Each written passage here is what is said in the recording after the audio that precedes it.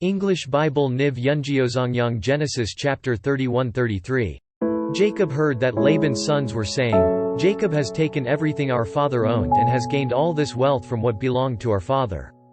And Jacob noticed that Laban's attitude toward him was not what it had been. Then the Lord said to Jacob, "Go back to the land of your fathers and to your relatives, and I will be with you." So Jacob sent word to Rachel and Leah to come out to the fields where his flocks were. He said to them, "I see that your father's attitude toward me is not what it was before, but the God of my father has been with me. You know that I've worked for your father with all my strength. Yet your father has cheated me by changing my wages 10 times. However, God has not allowed him to harm me. If he said, 'The speckled ones will be your wages,' then all the flocks gave birth to speckled young. And if he said, 'The streaked ones will be your wages,' then all the flocks bore streaked young. So God has taken away your father's livestock and has given them to me.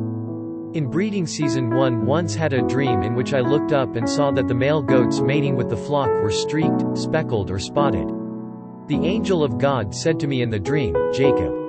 I answered, 'Here I am.' And he said, 'Look up and see that all the male goats mating with the flock are streaked, speckled or spotted, for I have seen all that Laban has been doing to you. I am the God of Bethel, where you anointed a pillar and where you made a vow to me. Now leave this land at once and go back to your native land.' Then Rachel and Leah replied, 'Do we still have any share in the inheritance of our father's estate? Does he not regard us as foreigners? Not only has he sold us, but he has used up what was paid for us. Surely all the wealth that God took away from our father belongs to us and our children. So do whatever God has told you.' Then Jacob put his children and his wives on camels. And he drove all his livestock ahead of him, along with all the goods he had accumulated in Padan Aram, to go to his father Isaac in the land of Canaan. When Laban had gone to shear his sheep, Rachel stole her father's household gods. Moreover, Jacob deceived Laban the Aramean by not telling him he was running away. So he fled with all he had, and crossing the river, he headed for the hill country of Gilead. On the 3rd day Laban was told that Jacob had fled. Taking his relatives with him, he pursued Jacob for 7 days and caught up with him in the hill country of Gilead. Then God came to Laban the Aramean in a dream at night and said to him, "Be careful not to say anything to Jacob, either good or bad." Jacob had pitched his tent in the hill country of Gilead when Laban overtook him, and Laban and his relatives camped there too. Then Laban said to Jacob, "What have you done? You've deceived me, and you've carried off my daughters like captives in war. Why did you run off secretly and deceive me? Why didn't you tell me, so I could send you away with joy and singing to the music of tambourines and harps? You didn't even let me kiss my grandchildren and my daughters goodbye. You have done a foolish thing. I have the power to harm you, but last night the God of your father said to me, 'Be careful not to say anything to Jacob, either good or bad.' Now you have gone off because you long to return to your father's house. But why did you steal my gods?" Jacob answered Laban, "I was afraid, because I thought you would take your daughters away from me by force. But if you find anyone who has your gods, he shall not live. In the presence of our relatives, see for yourself whether there is anything of yours here with me, and if so, take it." Now Jacob did not know that Rachel had stolen the gods. So Laban went into Jacob's tent and into Leah's tent and into the tent of the 2 maidservants, but he found nothing. After he came out of Leah's tent, he entered Rachel's tent. Now Rachel had taken the household gods and put them inside her camel's saddle and was sitting on them. Laban searched through everything in the tent but found nothing. Rachel said to her father, "Don't be angry, my lord, that I cannot stand up in your presence. I'm having my period." So he searched but could not find the household gods.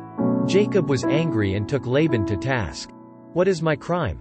he asked Laban. "What sin have I committed that you hunt me down? Now that you have searched through all my goods, what have you found that belongs to your household? Put it here in front of your relatives and mine, and let them judge between the 2 of us.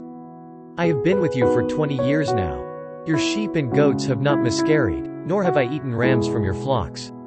I did not bring you animals torn by wild beasts, I bore the loss myself. And you demanded payment from me for whatever was stolen by day or night. This was my situation. The heat consumed me in the daytime and the cold at night, and sleep fled from my eyes. It was like this for the 20 years I was in your household.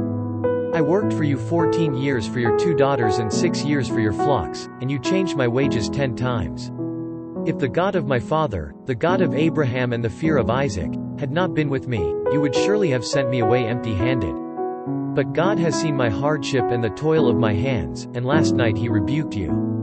Laban answered Jacob, "The women are my daughters, the children are my children, and the flocks are my flocks. All you see is mine. Yet what can I do today about these daughters of mine, or about the children they have borne? Come now, let's make a covenant, you and I, and let it serve as a witness between us." So Jacob took a stone and set it up as a pillar. He said to his relatives, "Gather some stones." So they took stones and piled them in a heap, and they ate there by the heap. Laban called it Jegar-Sahadutha, and Jacob called it Gilead. Laban said, "This heap is a witness between you and me today." That is why it was called Gilead. It was also called Mizpah, because he said, "May the Lord keep watch between you and me when we are away from each other. If you mistreat my daughters or if you take any wives besides my daughters, even though no one is with us, remember that God is a witness between you and me." Laban also said to Jacob, "Here is this heap, and here is this pillar I have set up between you and me. This heap is a witness, and this pillar is a witness, that I will not go past this heap to your side to harm you, and that you will not go past this heap and pillar to my side to harm me. May the God of Abraham and the God of Nahor, the God of their father, judge between us."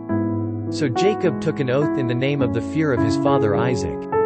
He offered a sacrifice there in the hill country and invited his relatives to a meal. After they had eaten, they spent the night there. Early the next morning Laban kissed his grandchildren and his daughters and blessed them. Then he left and returned home. Genesis chapter 32. Jacob also went on his way, and the angels of God met him. When Jacob saw them, he said, "This is the camp of God." So he named that place Mahanaim. Jacob sent messengers ahead of him to his brother Esau in the land of Seir, the country of Edom. He instructed them, "This is what you are to say to my master Esau. Your servant Jacob says, I have been staying with Laban and have remained there till now. I have cattle and donkeys, sheep and goats, menservants and maidservants. Now I am sending this message to my Lord, that I may find favor in your eyes." When the messengers returned to Jacob, they said, "We went to your brother Esau, and now he is coming to meet you, and 400 men are with him." In great fear and distress Jacob divided the people who were with him into 2 groups, and the flocks and herds and camels as well. He thought, if Esau comes and attacks one group, the group that is left may escape. Then Jacob prayed, "O God of my father Abraham, God of my father Isaac, O Lord, who said to me, 'Go back to your country and your relatives, and I will make you prosper.' I am unworthy of all the kindness and faithfulness you have shown your servant. I had only my staff when I crossed this Jordan, but now I have become 2 groups. Save me, I pray, from the hand of my brother Esau, for I am afraid he will come and attack me, and also the mothers with their children. But you have said, I will surely make you prosper and will make your descendants like the sand of the sea, which cannot be counted." He spent the night there, and from what he had with him he selected a gift for his brother Esau. 200 female goats and 20 male goats, 200 ewes and 20 rams. 30 female camels with their young, 40 cows and 10 bulls, and 20 female donkeys and 10 male donkeys. He put them in the care of his servants, each herd by itself, and said to his servants, "Go ahead of me, and keep some space between the herds." He instructed the one in the lead, "When my brother Esau meets you and asks, 'To whom do you belong? And where are you going, and who owns all these animals in front of you?' Then you are to say, 'They belong to your servant Jacob. They are a gift sent to my lord Esau, and he is coming behind us.'" He also instructed the second, the third and all the others who followed the herds, "You are to say the same thing to Esau when you meet him. And be sure to say, 'Your servant Jacob is coming behind us.'" For he thought, "I will pacify him with these gifts. I am sending on ahead later, when I see him, perhaps he will receive me." So Jacob's gifts went on ahead of him, but he himself spent the night in the camp. That night Jacob got up and took his 2 wives, his 2 maidservants and his 11 sons and crossed the ford of the Jabbok. After he had sent them across the stream, he sent over all his possessions. So Jacob was left alone, and a man wrestled with him till daybreak. When the man saw that he could not overpower him, he touched the socket of Jacob's hip so that his hip was wrenched as he wrestled with the man. Then the man said, "Let me go, for it is daybreak." But Jacob replied, "I will not let you go unless you bless me." The man asked him, "What is your name?" "Jacob," he answered. Then the man said, "Your name will no longer be Jacob, but Israel, because you have struggled with God and with men and have overcome." Jacob said, "Please tell me your name." But he replied, "Why do you ask my name?" Then he blessed him there. So Jacob called the place Peniel, saying, "It is because I saw God face to face, and yet my life was spared." The sun rose above him as he passed Peniel, and he was limping because of his hip.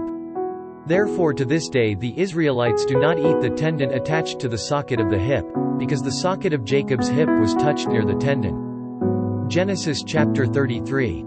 Jacob looked up and there was Esau, coming with his 400 men, so he divided the children among Leah, Rachel and the 2 maidservants. He put the maidservants and their children in front, Leah and her children next, and Rachel and Joseph in the rear. He himself went on ahead and bowed down to the ground 7 times as he approached his brother. But Esau ran to meet Jacob and embraced him. He threw his arms around his neck and kissed him. And they wept. Then Esau looked up and saw the women and children. "Who are these with you?" he asked. Jacob answered, "They are the children God has graciously given your servant." Then the maidservants and their children approached and bowed down. Next, Leah and her children came and bowed down. Last of all came Joseph and Rachel, and they too bowed down. Esau asked, "What do you mean by all these droves I met?" "To find favor in your eyes, my lord," he said. But Esau said, "I already have plenty, my brother. Keep what you have for yourself." "No, please," said Jacob. "If I have found favor in your eyes, accept this gift from me. For to see your face is like seeing the face of God, now that you have received me favorably. Please accept the present that was brought to you, for God has been gracious to me and I have all I need." And because Jacob insisted, Esau accepted it. Then Esau said, "Let us be on our way, I'll accompany you." But Jacob said to him, "My lord knows that the children are tender and that I must care for the ewes and cows that are nursing their young. If they are driven hard just one day, all the animals will die. So let my lord go on ahead of his servant, while I move along slowly at the pace of the droves before me and that of the children, until I come to my lord in Seir." Esau said, "Then let me leave some of my men with you." "But why do that?" Jacob asked. "Just let me find favor in the eyes of my lord." So that day Esau started on his way back to Seir. Jacob, however, went to Succoth, where he built a place for himself and made shelters for his livestock. That is why the place is called Succoth. After Jacob came from Padan Aram, he arrived safely at the city of Shechem in Canaan and camped within sight of the city. For 100 pieces of silver, he bought from the sons of Hamor, the father of Shechem, the plot of ground where he pitched his tent. There he set up an altar and called it El Elohe Israel.